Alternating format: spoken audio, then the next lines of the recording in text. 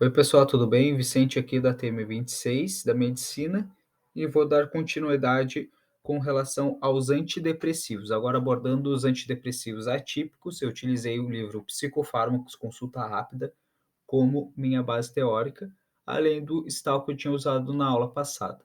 Bom, os antidepressivos atípicos eles vão ser um grupo heterogêneo, classificado por ter mecanismos de ação completamente diferentes, muitas vezes, e eles vão ter efeitos colaterais inferiores aos tricíclicos. Bom, eu trago aqui um remember de alguns receptores e mais essa tabela bem completa dos receptores de serotonina, dando enfoque aos receptores do tipo 2A e dos receptores do tipo 2C, que vão ser bem falados nessa aula. Lembrando que o tipo 2A, eles vão ser principalmente pós-sinápticos. Ainda eu trago o neurônio noradrenérgico, no qual eu apresento o alfa-2 adrenérgico, que vai ser o autorreceptor desses neurônios, vai estar presente no axônio e, quando estimulado pela noradrenalina, vai ter uma ação agonista nele, tá? Ativando ele e fazendo com que a ação dele bloqueie as vesículas, inibindo assim a liberação de mais noradrenalina. Quando a gente usa um fármaco que bloqueia a ação do alfa-2 adrenérgico, ele não vai fazer essa ação de bloquear as vesículas, fazendo com que seja liberado vesícula adoidado. Então fica com isso na cabeça que vai ser bem importante para os fármacos. A ideia dessa aula não foi trazer tudo detalhadamente, e sim fazer um resumo. Eu fiz esse resumo para vocês lerem com bastante calma depois, certo? Vou abordar de forma bem rápida, bem breve, cada um deles. A trazodona e nefazodona coloco junto, porque eles vão ter um mecanismo de ação bem semelhante. Eles vão ser inibidores fracos da recaptação de serotonina. O que isso significa? Eles vão inibir a recaptação de serotonina, mas também vão ter uma ação poderosa antagonista no serotoninérgico do tipo 2A, com ações secundárias, inibição de recaptação de serotonina. Bom, o que isso significa? Que ao contrário dos inibidores seletivos da recaptação de serotonina, dos inibidores da recaptação de serotonina e noradrenalina, os quais vão estimular esses receptores do tipo 2A e do tipo 2C, a trazodona ela não vai estimular esses receptores, ela vai inibir esses receptores, certo? Ao inibir esses receptores, ela vai evitar aqueles estímulos produzidos como a ansiedade, insônia, disfunção sexual, certo? Fazendo isso, ela vai ser utilizada para pacientes com depressão maior, que foi uma das indicações que eu coloquei ali, e sem esses efeitos colaterais. Ainda ela apresenta algumas propriedades bloqueadoras do alfa-2 adrenérgico, que foi o que eu falei. Se tu bloqueia o alfa-2 adrenérgico, tu começa a liberar a vesícula com noradrenalina de forma adoidada, sem controle, aumentando essas monoaminas na fenda sináptica e dando aquele efeito que a gente quer para o paciente, que é tirar ele do quadro depressivo. Ainda vai bloquear o 2, o recaptador receptor serotoninérgico do tipo 2C e também vai ter essa ação antidepressiva, ok?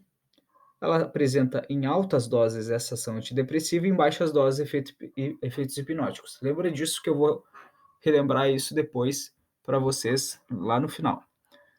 Bupropiona. O que é importante saber? Bupropiona vai ter ação na noradrenalina e na dopamina sem ter ação na serotonina. Lembra, bupropiona vai ser noradrenalina e dopamina. Como assim? Vou ler para vocês terem uma noção bem completa.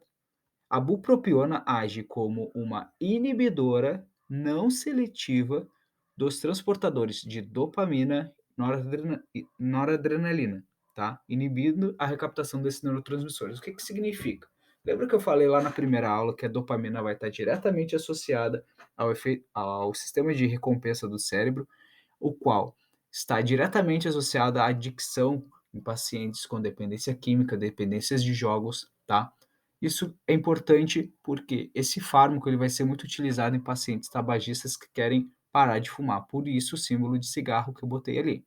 Então pensa, bupropiona, dopamina e noradrenalina. Dopamina, sistema de recompensa.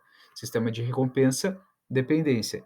Dependência, tabagismo, certo? Vai ser utilizado para pacientes que querem parar de fumar. Isso é importante saber. A bupropiona não tem efeito sobre os receptores serotoninérgicos, muscarínicos, histamínicos e alfa-adrenérgicos. Isso significa o quê? Não vai ter tanto efeito colateral que nem tinha lá os antidepressivos. Lembra que os antidepressivos vai atuar em histamínico, em serotoninérgico e muscarínico, vai atuar em quase tudo, dando um monte de efeito colateral? Aqui a bupropiona não faz isso. Ela se mostrou também efetiva para o tratamento da disfunção sexual, que é induzida pelos inibidores seletivos da recaptação de serotonina. Tanto pode até usar um inibidor seletivo e deve usar, porque vai ser primeira escolha, mas se o paciente já apresentar alguma disfunção sexual e for agravada pelo inibidor seletivo da recaptação de serotonina, tu pode usar a bupropiona para tentar melhorar esse quadro. Indicações: transtorno depressivo maior e tabagismo. São os principais que eu botei em negrito ali para vocês saberem. Indo para os próximos fármacos, a mirtazapina, tá? Mecanismos de ação da mirtazapina.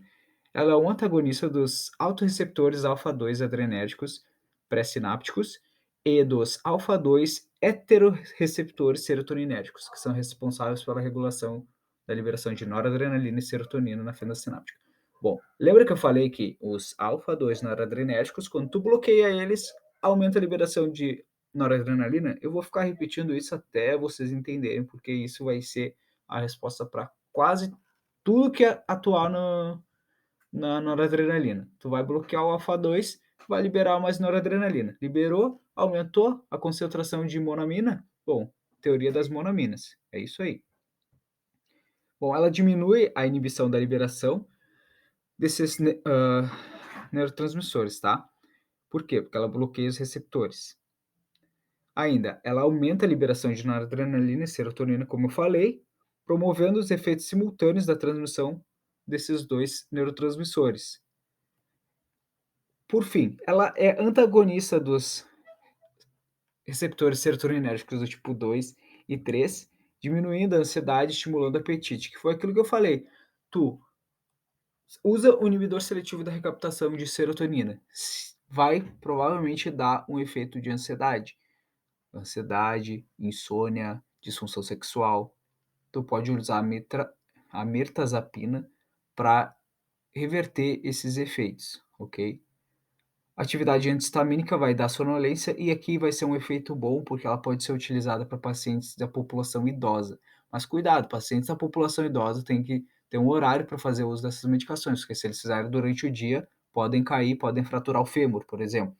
Devem ser utilizadas de noite para evitar justamente distúrbios do sono, tratar esses distúrbios do sono.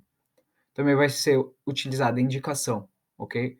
Indicação para tratamento agudo de manutenção do transtorno de humor depressivo maior e também para fibromialgia, pacientes com dor crônica, transtorno depressivo com disfunção sexual e demais ali que eu coloquei para vocês darem uma olhada depois. Lembrando que nesses resumos eu coloquei farmacocinética e efeitos adversos para vocês lerem com calma depois. Mecanismo de ação da agomelatina. A agomelatina ela vai ter ação direta na melatonina. Lembra? Melatonina, ciclo circadiano. Agomelatina, melatonina. Melatonina, a agomelatina, então, vai ter efeito agonista dos receptores MT1 e MT2, tá? E vai ser antagonista dos receptores serotoninérgicos do tipo 2C. Tá, e da onde é que vem essa ideia de usar a melatonina como antidepressivo? Tá? Ação nesses receptores como antidepressivo. Ela vem basicamente da ideia de que muitos transtornos de humor vão estar associados a essa desregulação desse ciclo circadiano, desse ritmo circadiano, ok? Como esse ritmo circadiano é, tem essa manutenção por meio da glândula pineal, por meio da produção de melatonina, a gente vai ter a ação nesses receptores de forma agonista no MT1 e no MT2, aumentando essa funcionalidade da melatonina no ciclo circadiano. Ao melhorar esse ciclo circadiano, teoricamente, é para haver uma melhora no quadro de antidepressivos, certo? Todas essas informações eu tirei do livro de farmacologia de consulta rápida, psicofarmacologia, e se vocês tiverem qualquer dúvida, podem dar uma lida lá, uma leitura bem leve. As indicações principais da agomelatina vai ser para o transtorno depressivo maior e para depressão bipolar, TDAH também é utilizado, certo? Eu falei para vocês darem uma lida para vocês pegarem uma visão geral. Aqui eu trago somente um resumo. Então, às vezes faltam algumas informações que vocês, talvez lendo, consigam entender melhor. Mas qualquer dúvida podem me chamar no WhatsApp sem problema nenhum. Fazendo o fechamento, então, dessa segunda parte, fechando os antidepressivos, eu gostaria que vocês entendessem que o tratamento da depressão ela vai ser como primeira linha os inibidores seletivos da recaptação de serotonina. Por quê? Porque eles vão ter boa eficácia e boa tolerabilidade, apesar de apresentar alguns efeitos adversos. A gente tem o estalopram como principal representante dessa classe e vai ser sem dúvida o fármaco de escolha. Vocês vão ouvir muito falar desse fármaco quando vocês estiverem na clínica ou na própria UBS acompanhando os atendimentos. As alternativas, tá? Vai ser os inibidores da recaptação de serotonina e noradrenalina e os atípicos trazodona e bupropiona.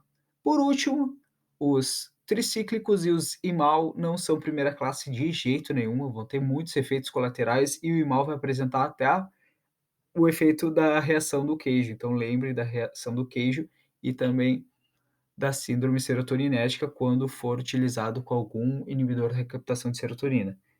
Além disso, para finalizar, a trazodona, como eu falei lá, lembre que eu falei que eu ia retomar a trazodona? A trazodona ela pode ser combinada com os benzodiazepínicos, que são hipnóticos, para fazer o quê? Essa associação ela vai ser utilizada em casos de distúrbios do sono, insônia, por isso hipnóticos, ok?